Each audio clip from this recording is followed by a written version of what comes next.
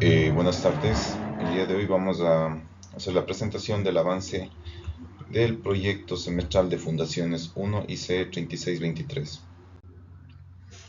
¿En qué consiste el problema? El problema consiste en diseñar un sistema de zapatas aisladas para las cargas mostradas en la figura.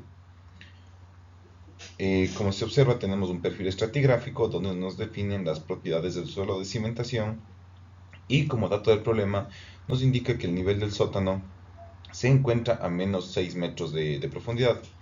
Nosotros, entre las libertades tomadas para el diseño de los elementos, hemos considerado que el sello de fundación se encuentra 1 metro por debajo del nivel del sótano, es decir, se excava 1 metro adicional desde el nivel del sótano. Las dimensiones son aproximadas que tenemos aquí y para el cálculo de todo lo que es asentamientos y determinación de esfuerzos se ocupa básicamente la información disponible para el estrato de arcilla blanda. La presentación se ha dividido en dos partes. Básicamente la primera parte tenemos lo que es la definición de cargas, que se calculan los esfuerzos generados en el suelo, para lo cual se ocupa un método que será detallado en las siguientes diapositivas, donde se definen las zonas de excentricidad, se definen de acuerdo al área comprimida, algunos perfiles o zonas en base a las cuales se calcula las condiciones específicas de esfuerzo máximo, de esfuerzo mínimo. Luego pasamos a calcular lo que es la capacidad portante del suelo, para posteriormente en la segunda etapa calcular lo que serían asentamientos elásticos o asentamientos por consolidación y también lo que serían los esfuerzos transmitidos al suelo durante la etapa de consolidación.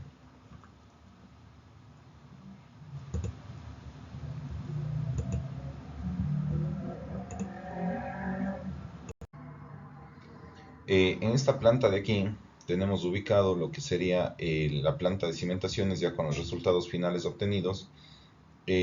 Durante este proceso se irá detallando cada uno de los cálculos realizados para determinar los diferentes parámetros que intervienen en este diseño presentado. Inicialmente tenemos lo que es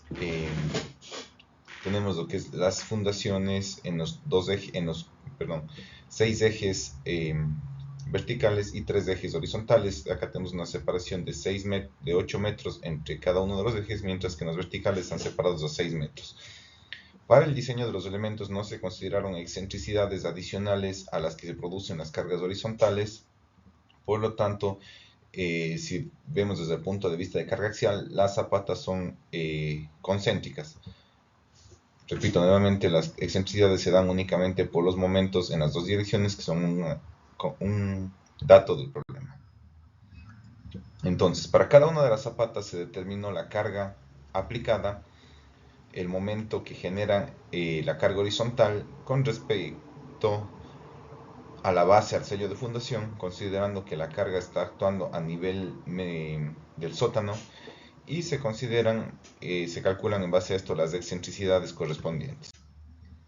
Para el cálculo se presentan los 5 posibles casos.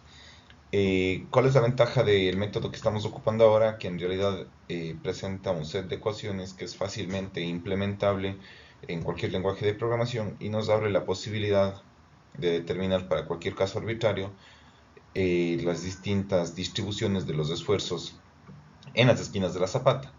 Entonces, estos son los 5 casos empleados. Básicamente, por las condiciones específicas de nuestro problema, vamos a estar moviéndonos siempre dentro de este caso 1. Sin embargo, ya queda desarrollada la aplicación para poder trabajar con cualquiera de los 5 casos, que es lo que se hizo dentro del presente trabajo. Ya, los autores que se encuentran referidos en la bibliografía del informe presentan los 5 casos, además en función de dónde se encuentra aplicada la excentricidad en la zapata. Entonces define distintas zonas. Básicamente tenemos 1, 2, 3, 4 zonas, y la quinta sería básicamente cuando tenemos toda la zapata con presión. Sí, son los 5 casos que tenemos, en los cuales se va evaluando en qué zona estamos de acuerdo a las condiciones específicas de carga del problema. Entonces, como se indicó anteriormente, para cada uno de los casos de carga o las condiciones De acuerdo a dónde se encuentra aplicada la excentricidad, podemos ir determinando los esfuerzos en cada una de las cuatro esquinas. Por ejemplo, si tenemos todas las esquinas, toda el área comprimida, si empiezan a haber distribuciones diferentes, se puede observar cómo cada una se determina para los puntos de corte donde es cero el esfuerzo, mientras que en las esquinas que tienen esfuerzos se calcula el esfuerzo. ¿Sí? En este caso también se presentan aquí los esfuerzos, como indiqué para el caso anterior, básicamente es lo mismo, solo que con diferentes ecuaciones para cada uno de los casos específicos. Esta sería la condición 5, una condición triangular semejante a las anteriores. Básicamente lo que queremos es presentar la metodología empleada. Nuevamente aquí tenemos las zapatas como están ubicadas y aquí los resultados ya del código de la aplicación desarrollada por nosotros, donde se puede observar la primera fila de zapatas, los esfuerzos generados, ¿no? La parte gris corresponde a la estructura de la zapata, mientras que en rojo tenemos los esfuerzos generados en la base de la zapata. Para el cálculo de la capacidad admisible del suelo se consideró la ecuación clásica de Meyerhof para suelos que presentan cohesión, ¿sí? Son suelos cohesivos. Dentro de los criterios presentados existen dos posibilidades que fueron analizadas. Cuando se tiene niveles de sótano, Brajadas recomienda dos posibilidades. Si tenemos una losa, se puede considerar como la profundidad de desplante de F toda la altura, desde el nivel 0 hasta la parte inferior del sello de fundación, o en caso de zapatas aisladas se puede recomendar también el caso de que esta profundidad de desplante sea únicamente desde el nivel del piso hacia el sello de fundación. Luego tenemos los resultados obtenidos, ya para nuestro caso en particular, donde para cada una de las zapatas ha sido determinado en qué caso de carga está actuando. Tenemos las dimensiones obtenidas, la profundidad de desplante que se ha ido ocupando, porque está una profundidad de desplante bastante grande. Bueno, en realidad se consideró esto debido a que tenemos zapatas en las esquinas y no sabemos cómo se está produciendo el corte. Entonces creemos que era mejor considerarle con toda la altura. Tenemos aquí la carga máxima generada por la zapata hacia el suelo. Tenemos aquí la capacidad calculada, el Q, que sería la capacidad de soporte Q último de la zapata, mientras que el Q admisible para un factor de seguridad de 3 se encuentra aquí. Ahora, si hacemos la relación entre el Q admisible y el Q máximo generado, tenemos que las zapatas se encuentran con un máximo de utilización del 4 a 5%. Entonces, este sería, y bueno, obviamente están con el 100% del área comprimida. Este sería un criterio que en realidad no estaría controlando el diseño de los elementos. Una vez que se han definido las cargas, la capacidad admisible del suelo y las cargas, vamos a revisar los asentamientos. Se revisa la primera componente de asentamientos elásticos producidos inmediatamente. Se empieza la transmisión de la carga. Se ocupa el criterio de Main y Paulus, ¿sí? Visto en las clases, donde para cada zapata se calcula el ancho efectivo para pasar de lo que es una zapata circular a una zapata equivalente rectangular, ¿sí?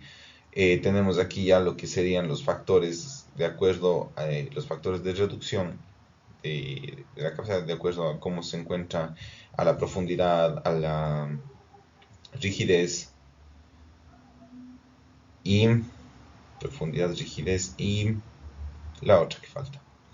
Y se calcula básicamente lo que es el asentamiento elástico para cada una de las zapatas, que está en el orden de más o menos entre 4 a 5 milímetros para las zapatas analizadas. Una vez que tenemos este asentamiento, lo que se ha procedido a hacer es a calcular para el asentamiento por consolidación.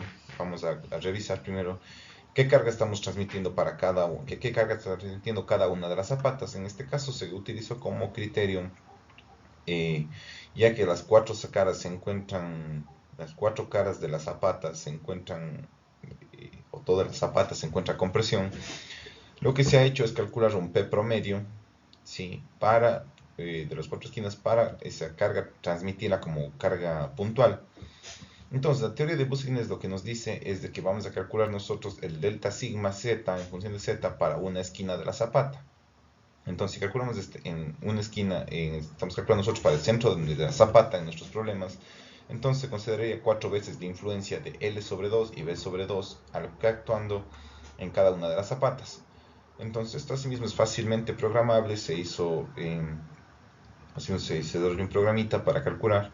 Entonces para cada una de las zapatas, si ustedes observan, se tienen diferentes profundidades, se consideró aproximadamente la altura que tenemos de cada una de las zapatas, y en función de eso se calculó el delta sigma, o sea, el esfuerzo transmitido por la zapata producto de las cargas. Asimismo, el suelo se encontraba en un estado, ¿no es cierto?, en el que estamos con toda una carga de suelo que luego es removido. Entonces a la profundidad donde empiezan a actuar las zapatas existe una liberación de presiones que se puede ver como un efecto de preconsolidación. Entonces se verifica el índice de sobreconsolidación del suelo, con lo cual para el estado anterior versus el estado actual nos sale que la arcilla en realidad va a comportarse como una arcilla sobreconsolidada. Por lo tanto, vamos viendo en altura cuál es el efecto de este radio de preconsolidación. Entonces, si ustedes observan, tenemos aquí a las diferentes medidas de preconsolidación tomadas para cada una de las zapatas. Todas en realidad son mayores que uno, por lo tanto, es conveniente considerarlas como arcillas preconsolidadas. En este caso, tenemos el esfuerzo final histórico, ¿no es cierto?, que estamos comparando, el delta sigma 0 versus el delta sigma final luego de aplicadas las cargas. ¿Esto para qué nos sirve? Para determinar el criterio a emplear para el cálculo de los asentamientos por consolidación primaria. Una vez que se calcula el asentamiento, se calcula en franjas, se ha dividido en 50 capas cada tramo del estrato. Entonces se verifica cuánto se asienta cada uno de los, bajo el centro de cada una de las zapatas. Y finalmente se tiene el resumen de, para cada zapata, el asentamiento elástico, el asentamiento por consolidación y la suma. Se verifica que la suma de los dos asentamientos es menor a 50 milímetros, que es el criterio solicitado para la presente tarea.